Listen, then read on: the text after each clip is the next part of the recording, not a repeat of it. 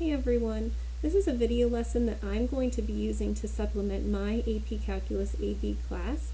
However, I'm posting it online for anyone in case it would be helpful.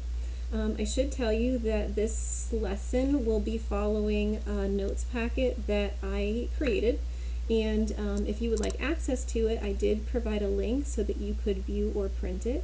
If you are my students, you should always have the notes while you're viewing the video. Okay. The lesson we're going to do today is on the first section of the first unit, which our textbook calls section 2.1, rates of change and limits. Let's jump right in. Okay, so the first thing that we're going to talk about is finding function values, and you can see a little review problem here. Use the function f of x equals 1 over x to complete the following table of values. So I give you different x values. You're just calculating the y values, or we can call them the function values. And I would like to remind you that what you are doing here, so like for the first one, when x is -2, you go over to your function here and you are finding f of -2, which means sub the x coordinate in where you see the x to the function. And so f of -2 is 1 over -2, or we could call it -1/2. Okay, now you're finding f of -1. I'm not going to write every single one out, but that's, again, the same idea. You would come over here, f of -1 equals 1 divided by -1, and 1 divided by -1 is -1. Okay, so hopefully this is something that you're comfortable with. So far so good, right? Except what's going to happen here? I'm going to write this one over here because it's actually an important thing to note. What we are doing in the next row is we are finding f of 0, and to do that we would need to take 1 divided by 0, and that's something that can't be done. You know, that's one of your math rules, right? We can't divide by 0. And so what we're going to write here in this little space is just UND for undefined, meaning that function value doesn't exist. All right, moving right along, f of 1, 1 divided by 1 is 1, and f of 2, 1 divided by 2, we can write as a half. Okay, so again, that was a review exercise on finding function values and noticing that there was one that was undefined or does not exist, and that was that came from dividing by 0. Okay, in the first part of the new section, you see the same sort of thing, just with a little bit more complex function. You have g of x is equal to x squared minus 4x plus 3 over x minus 3, and again, we're supposed to complete a table of values here. Just to save a little bit of time, I did type this one into the calculator, and I'm just going to show the function values in the table part of the calculator here. I do believe that we could easily calculate these on our own. Again, I'm just trying to save us a little bit of time for this video. So when x is 0, you would be subbing 0 in for all of your x's. You would end up with 3 divided by -3, and as you can see from your table in your calculator, that is going to simplify to -1. When x is 1, y is 0. When x is 2, y is 1. And then notice that when x is 3, we see an error. Okay, the calculator calls it an error. I'm going to again write it though as undefined, meaning this is another point where the function value doesn't exist.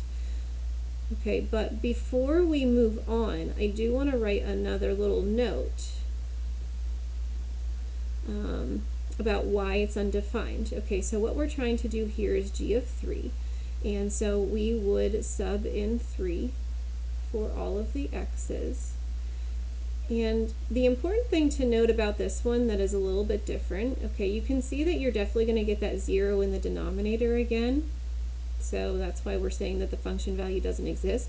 But what I want you to notice here is that also 3 squared is 9 minus 12, 4 times 3 is 12, plus 3.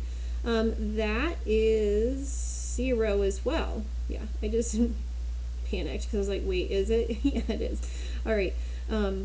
And noticing that this time we get 0 over 0, it's going to be super important to understanding what you're doing with limits. Okay, I'm not going to say too much about it right now.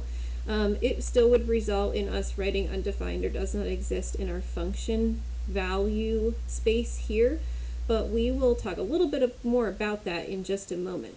All right, finally to finish off this table, g of 4, I lost my table here. I guess I'll go back to it. G of 4 is 3.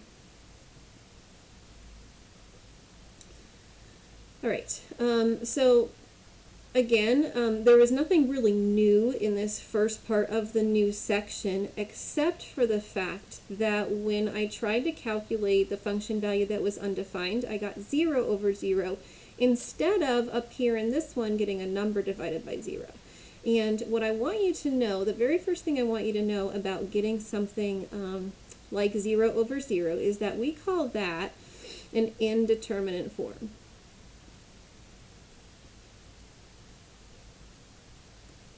Yeah, that's how you spell it. That's an E. Okay, indeterminate form. And an indeterminate form actually indicates that you can take what is called a limit as x approaches that value of that function. Okay, and so that's what is new about this new section. Take a look at part B with me. Use the table of values from part A to approximate this following limit. Okay, let me just tell you how to read this limit. You would read this as the limit as x approaches 3 of x squared minus 4x plus 3 over x minus 3. Okay, we already know that we can't sub 3 in for all of the x's and evaluate because we just did that right here and we got 0 over 0. But a limit is not necessarily saying I want to know what happens when you sub in. Sometimes that actually works, believe it or not, but a limit is saying if you can't sub in, you know, can I get close to subbing in to find the answer? Or can I try to figure out what could be there if you were allowed to get there? And so what I want you to notice is that in this table of values, you see a pattern here in your function values. As x increases by 1, g of x actually also increases by 1. Take a look at this, -1, 0, 1. What's this missing number? What should be there? Again, -1, 0, 1, 2, 3. Does that make sense that there maybe should be a 2 there? Meaning if we could sub 3 in for the x, what would we get? It would be a 2. Okay, and so that is actually the answer to the limit. You didn't even have to do too much of an approximation there. That is the exact answer, but you were doing sort of a numerical analysis to get there. Okay.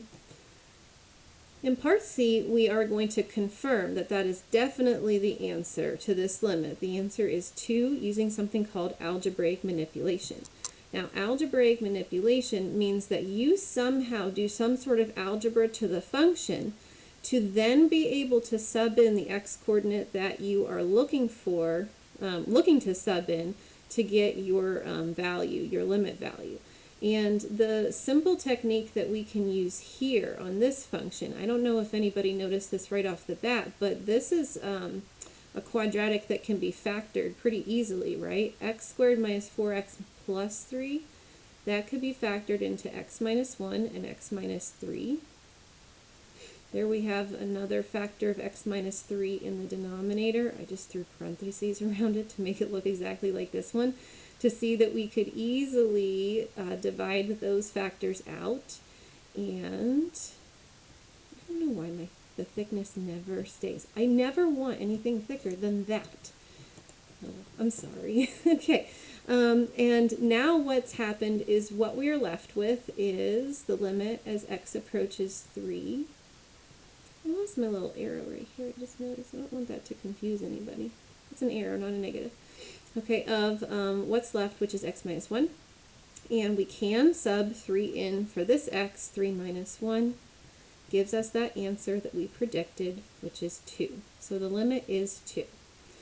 Okay, so I'm not going to write out an answer to part D, but I am going to sketch the graph of g of x to help you answer this question. What is finding a limit? So I told you before that I put this into the calculator just to save us some time, and here's the graph we can easily bring up, and actually notice that it just looks like a line. I don't know if that surprises you or not, but what it looks like is the line of y equals x minus 1, just so you know. An important thing to note, however, is that because in the table there was an error at x equals 3, or also because you know that the function value at x equals 3 is undefined from what we looked at earlier, you should be drawing a hole at the point when x is 3. And actually, the ordered pair, meaning the x and the y coordinate of that hole, is 3, 2. I'm just going to put one other point here to draw through. Okay, so this graph shows us that the function value is undefined at x equals 3. F of 3, sorry, G of 3 is undefined, or we can say does not exist. DNE means does not exist. Okay. However, because this is aside from, I should say, this one little point, this is a nice continuous graph everywhere except x equals 3. It comes to, a nice point here. It just happens to be that that point is open. And so that means that we can actually find the limit value when x approaches 3 of g of x, and we know it to be 2. Okay, so what is a limit? I don't know if you want to pause the video and try to write some initial thoughts about that, or if you want to go back later, but I will be asking that question again. What is a limit? So keep that in mind, that that's what we're trying to think about here. Okay. Moving on, this will be on the next page of the notes. We have a verbal definition of limit. We say that L is the limit of a function f of x as x approaches c if and only if L is one number that f of x stays close to as long as x is close to c. Okay, but the important thing to know is that it does not necessarily have to be equal to c, meaning the function value does not have to match a limit for a limit to exist. Limits are actually here to find function values that don't exist, kind of. Okay, here's our notation. As we already saw on the first page, we have the limit as x approaches c of f of x equals, and hopefully we would get an answer there, and we could call it L. Alright, just so you know, there is something called a verbal definition that I just went over, and then there is something called a symbolic definition, and here's your symbolic definition, or we call this the delta epsilon definition of a limit. We are not going to discuss this right now. I just wanted you to know that it's out there, and if you take a calculus class in college, you'll probably see this and discuss it. For our purposes, we don't really need to know it in this form, okay, but it's out there, so here you go.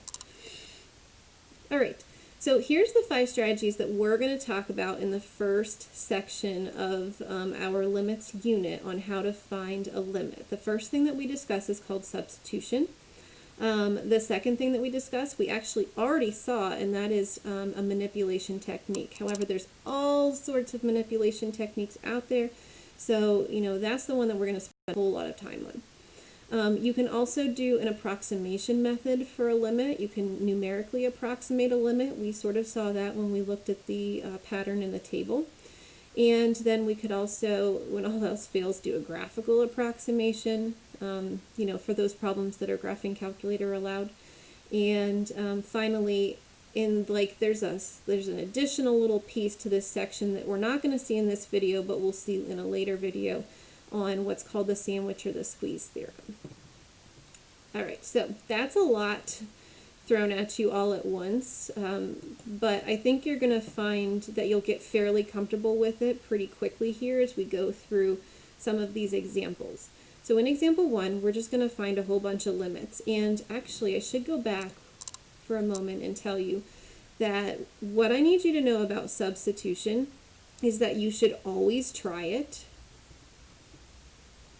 And you should always try it first.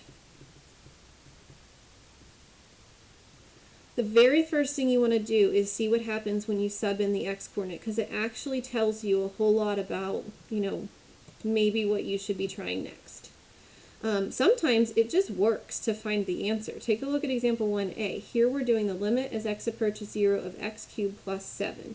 So what I want you to try first, always, is just taking that x-coordinate, subbing it in. Here we would do 0 cubed plus 7.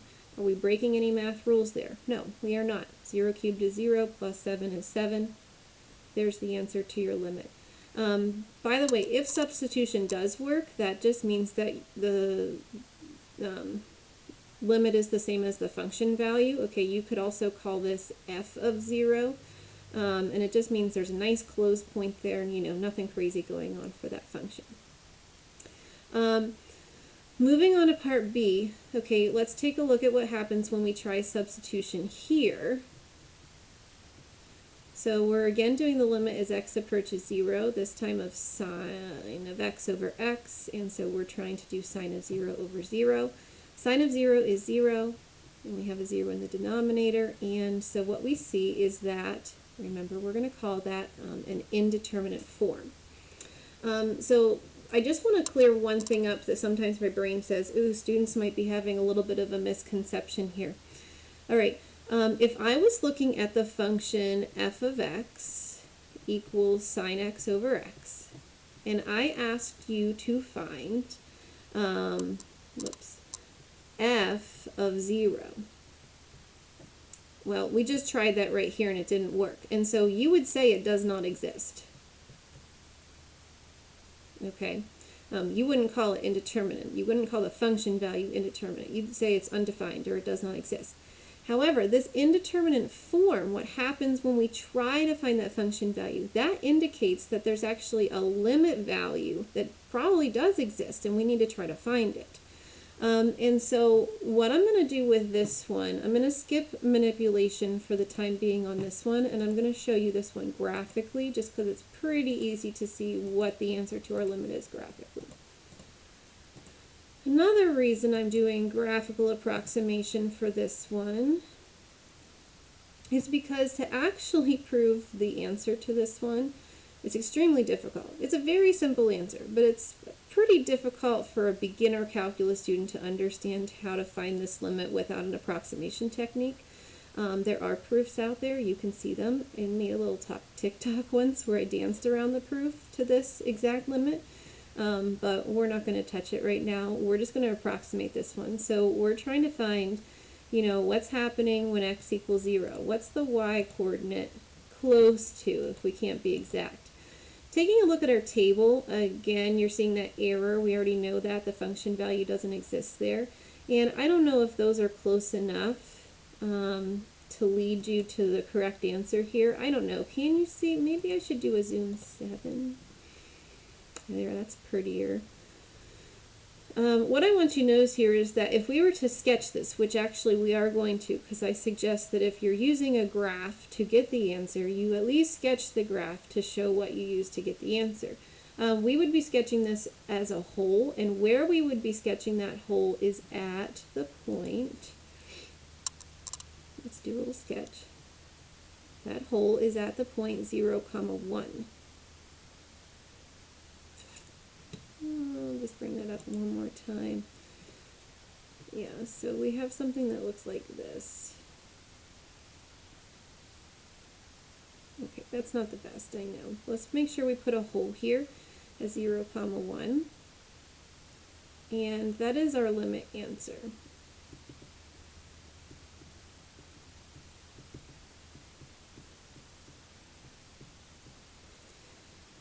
You know what, just because I wasn't super happy with that table showing us that answer easily, I am also going to show you a numerical approximation of this answer, just to put our minds at ease that it is definitely a limit value of 1. Okay, so what I mean by a numerical approximation could be simply looking at a table as we've done, or it could be subbing in a number that's very close to the x-coordinate that you're trying to sub in, but not exactly the x-coordinate that you're trying to sub in. So I already know I can't sub 0 in for x. But what I could sub in is 0.0001. That number is really close to 0. Would you agree?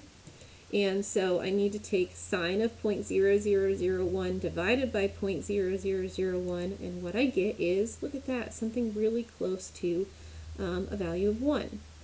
Okay, if you're going to do a numerical approximation method like this, I would suggest that you use a number on each side of the number line from the value that you are trying to evaluate at. So what I mean by that is, let's pick a number that is close to 0 again, but it's on the other side of the number line, so that would be like negative 0.0001. Because sometimes on the other side something different is happening. This time it's not. Take a look at that. It's still a number really close to 1, and so I hope that that convinces you a little bit further that this limit is equal to 1. The reason I wanted to talk about this one so in depth is because it is a really important limit to know. You're going to see it a lot in this unit and actually in other units, surprisingly. So you need to know it. I actually usually have my students do this. It's going to change the thickness again. What was that? That was supposed to be a star. Let's try that again. All right. So I'm just going to put a little note here that this is one that I think you should know, that the limit as x approaches 0 of sine x over x, oh, everything's going crazy, is equal to 1. All right, back to one that's not too difficult. Let's take a look at part C. Here we have the limit as x approaches 0 of x cubed plus 5x squared plus 9x over 3x. Now I'm going to admit, sometimes I really don't take my own advice, but I'm trying really hard to right here. Let's try to sub in 0. And it's like, I don't want to write it out because I know what's going to happen, but just for those of you who don't know what's going to happen without seeing it, I'm doing this for you. Okay. What is going to happen here? 0 cubed plus 5 times 0 squared plus 9 times 0, that is a numerator value of 0, over 3 times 0 is a denominator value of 0. So again, we get a 0 over 0 situation, which tells us that there is probably a limit answer and we should try something else to figure it out. And what I'm going to do here is just a pretty simple manipulation technique. Again, you could call this like factoring and canceling, or factoring and dividing out. Okay, it's important with manipulation that you always rewrite the limit to show what you were doing. In the numerator, there is a common factor of x that could be factored out of each term. And the denominator is already in factored form.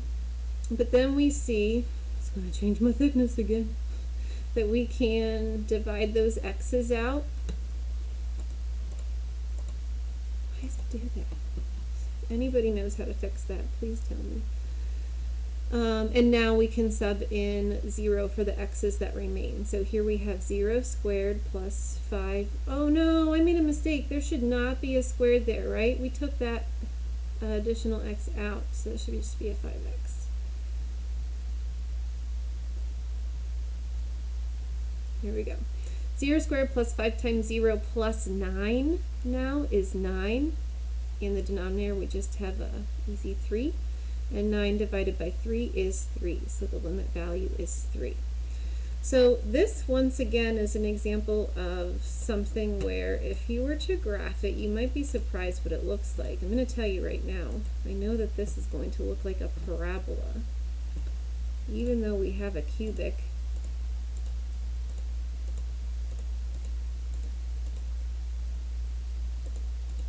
And by the way, one of the reasons I'm typing this in is to tell you that you should really put parentheses around that denominator still, even though it's just a 3x. The calculator doesn't read things right a lot, so let's just group that denominator together. And graph. Oh, I'm still in my, that's not bad, but I'm still in my trig viewing window. Okay, take a look at that. It is a parabola. There is a hole at x equals 0. Oh, right there. Looking at the vertex. There's a hole at x equals 0, but you could say that, what would be there if we could get there, or in other words, what are the coordinates of that hole? What's the y coordinate of that hole? It is 3. Okay, that's what your limit is finding. Okay, So I think I've talked about this a lot, but just in case you haven't gotten the point yet, this note tells you the existence of a limit as x approaches c never depends on how the function is defined at c. Now, I don't really like that word never. I mean, there is something about how the function is defined at c that tells you something about the limit, but what it's trying to get at here is that your function value is not the same thing as your limit value, okay? It might be that sometimes they are the same, they happen to be the same, but that's not what a limit is finding necessarily. Okay, so if you look at these three graphs, they look really similar. Their equations are extremely different, and what I want you to know, what we're going to write here in this part A, B, and C, is that all three of these graphs, you know, even though their equations are super different, you know, look at this one, piecewise. They all have the same limit as x approaches 1.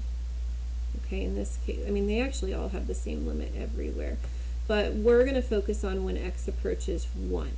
Okay, and I'm actually going to do them in backwards order. So, and I don't know if I need to go away because I know my picture's right there. Okay, I don't know if I've been messing up with that, but I'm going to go away here for a moment so that you can see this.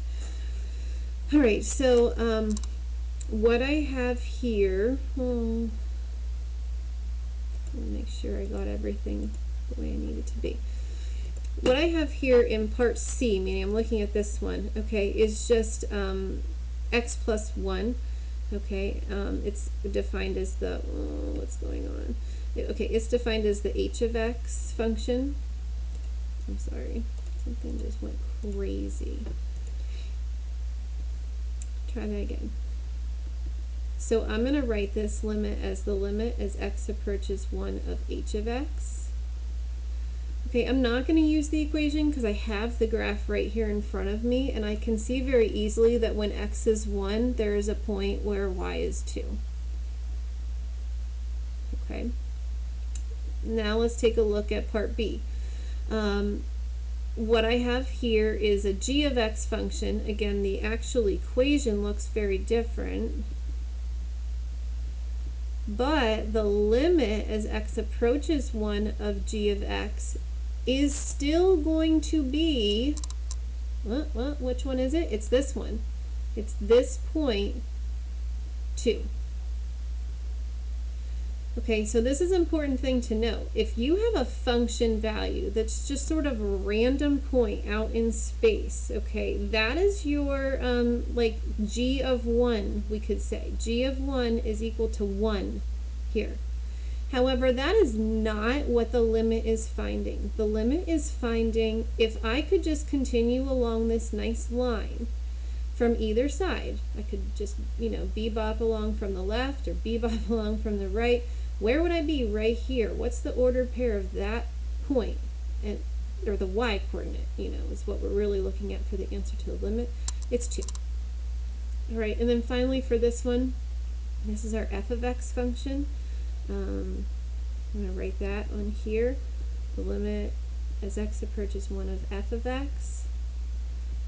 There's no function value. There's a hole there, but that still has a limit value of 2.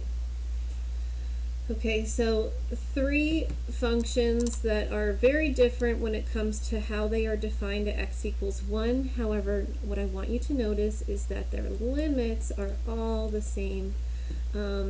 You know, it's because, okay, I sort of mentioned this a little bit, and we're going to see this a lot more as we do some practice in this section. As you move along the graph from the left, or as you move along the graph from the right, they come to a point, those pieces from the left and the right come to the same point, and that means that you have a limit value, and that would be your y coordinate at that point. Now, it would probably be a good moment right now to discuss some properties of limits before moving on. There we go. As you continue to study calculus or any higher level math, you are going to find how important it is to know the properties or the rules of whatever it is that you are doing. Now, luckily, limit properties are really simple. We actually have been using them and haven't, really formally discussed it until this point. But these properties tell you are allowed to do things like add numbers within a limit, subtract numbers within a limit, multiply numbers within a limit, multiply a constant with a limit value, and divide limit values. Okay, so this basically sets up all of the manipulation that you are allowed to do with limits to get your answers. Okay, and again, they're really straightforward. So as we do more manipulation techniques, I just need you to know that you are using these properties or these rules. Okay, take a look at example 3. When you are just straight up doing substitution, here we're subbing in not even an actual number for x, but just a value. It could be any value. When you are doing substitution, you are taking whatever is right here and you're subbing it in for all of the x's. That is using the properties. The properties say you're allowed to do that. By the way, that is the only thing we are going to do with example 3. There's no more to do here. This is just to show that you can use substitution with your lit value. And if it works to get your answer, you're done. I should probably note that you don't have to note any restrictions on C. C could be any number because your denominator is x squared plus 5, which means it could never equal 0. So C could be any real number. All right, remember, you should always try substitution first. For example 4, let's try to sub in x equals 2.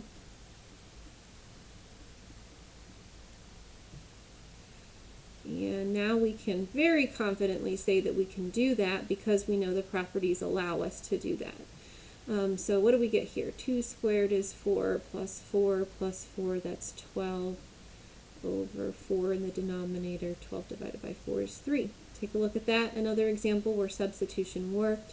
It got you your limit answer. You can move on. All right, is substitution going to work here? Definitely not. Tangent of 0 divided by 0 is 0 over 0, so we have that indeterminate form. And so what I'd like to use here is some manipulation. Okay, you could, again, use any technique you really want when you're doing these on your own to find the answer to the limit. We like to focus on manipulation techniques because they get you the exact answer, and you know that as long as you did good math that it is the correct answer. Okay, whereas sometimes approximation techniques can be misleading. Okay, and the technique that I want to use here would be rewriting tangent. Okay, that would be our the first manipulation that we would do. You should know that tangent is the same as sine over cosine. So tan x is the same as sine of x over cosine of x, and then we still have that all divided by x. Okay, so that's not going to get you to a point right away where you're still able to fill in 0 for the x's. You're still going to get 0 over 0. However, what you can now do, and the properties of limits allow you to do all of these little manipulation moves, is, you can sort of try to rewrite this, split it up to see if there's something that you can get out of it. Okay, so what I'm looking at is I have a fraction with an additional denominator. I call this the move, where that could sound like a bad word if you're not careful, but I'm saying like stick those together, and what I'm talking about are these denominators. If you have a denominator of cosine and a denominator of x, you can write that as x times cosine of x. Okay, so I just sort of, put those denominators together. And what I'm going to do from here now is I'm going to do a little bit of splitting up. So I first put together and then I split up. And just something that I know you should always look for, because it comes up so much, is this sine x over x. We already discussed that limit a little bit earlier in example 1b, and here I see that I could, rewrite that limit again. And then I'm just pulling this cosine denominator out to a different fraction being multiplied with the sine x over x. I don't have anything in the numerator left, so I could put a 1. And from here, my properties of limits allow me to evaluate each part separately as a separate limit. So what I want you to see that I'm doing is I'm writing the limit as x approaches 0 twice. I'm writing the limit as x approaches 0 of sine x over x times the limit as x approaches 0 of cosine x. That's a cosine in that. I'm just messing it up really badly. Here we go. And we're not going to take too much time on this one because we already found the answer to this one. Just to remind you, right here in example 1b, it is 1. And so I'm going to say I know that this part is equal to 1 times, what's this part equal to? Okay, we haven't encountered this one yet, but what can we do here? Can we just sub-zero in? The answer is yes.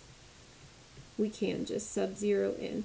And what we're going to get out of that is another 1, right? Because cosine of 0 is 1, and 1 divided by 1 is 1. And so that gives us a final limit answer of 1. The limit as x approaches 0 of tangent x over x is equal to 1. Notice one more time that that limit that I told you was going to come up did, and that's not the last time you're going to see it. It comes up a lot.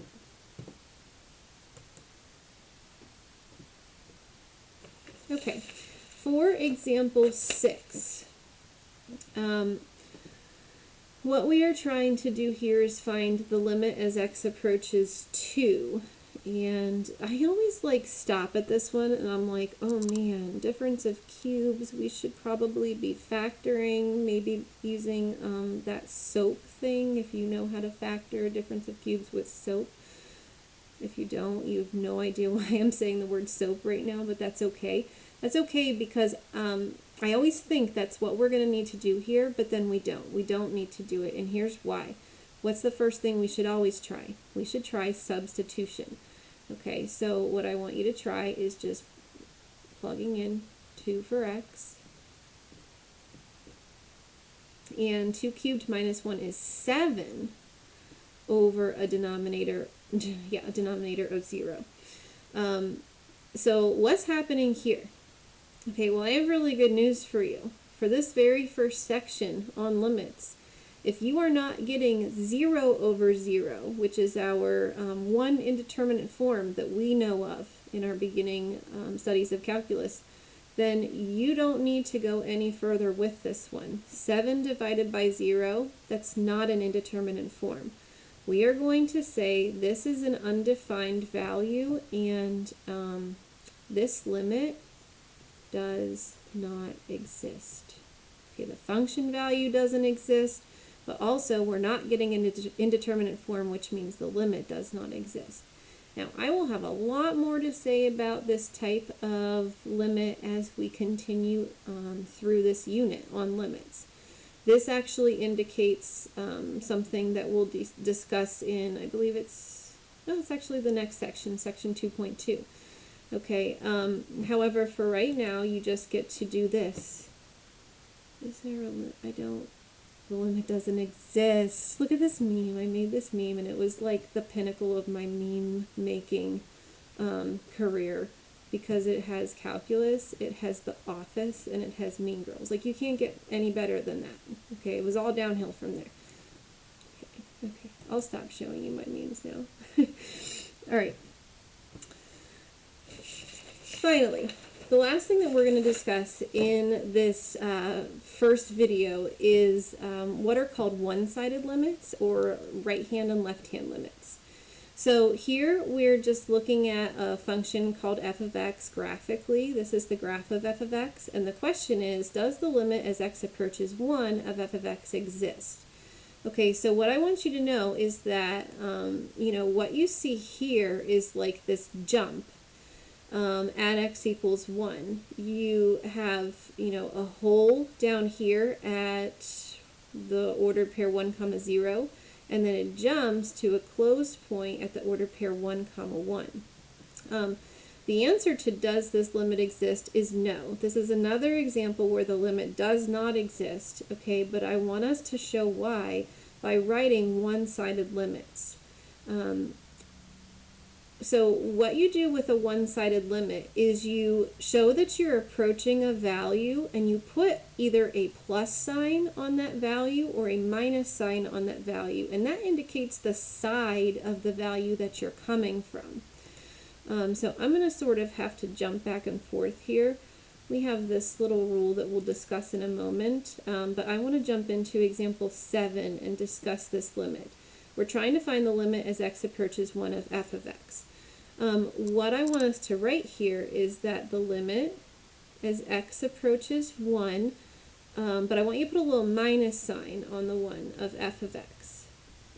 Okay, and what that means, I have to go back to the graph, is that you are approaching x equals 1, but from the left of x equals 1. So, you know, x equals 0, x equals 0.5, all of these values until you get really close to x equals 1, but not exactly at x equals 1. You know, what are you going toward?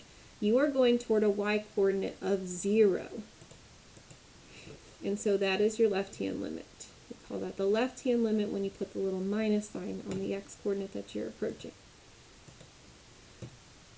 Then we're going to do a right-hand limit. We're going to do the limit as x approaches 0 from the right. And, you know, you can start anywhere, but you want to get pretty close to x equals 1. So I'm approaching x equals 1 from the right, and, you know, as I get closer and closer, so I'm looking at x equals 2, 1.5, and so on, I'm close to y-coordinate of 1.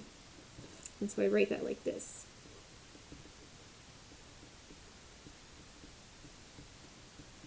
Put the little plus sign on the x value to say that you were approaching from the right, and you're getting a value of 1.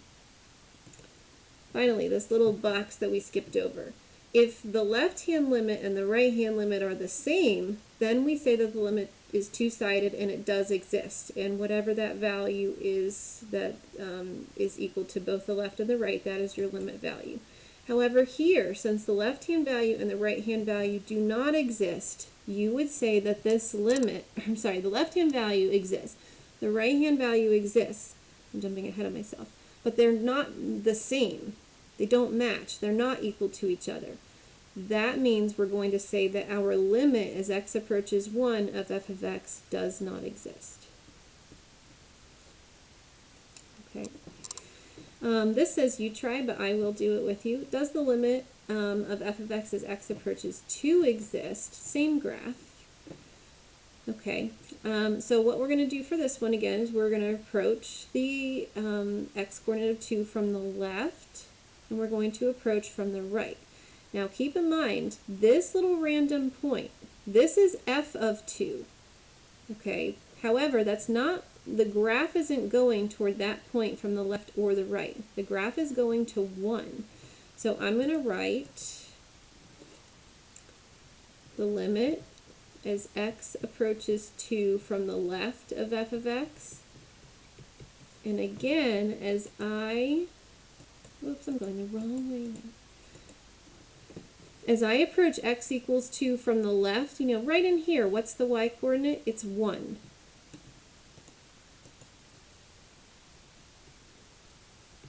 Now let's do the right-hand limit. As I approach x equals 2 from the right, don't jump up to that close point. The graph is never going there. That's just a random point out in space.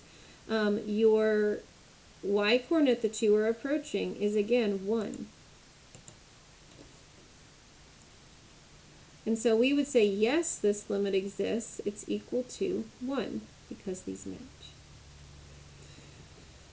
Okay, so that's just the first video lesson on limits. I hope it was helpful. It does not cover this entire packet. There's still one more section on an introduction to rates of change that will be in a second video.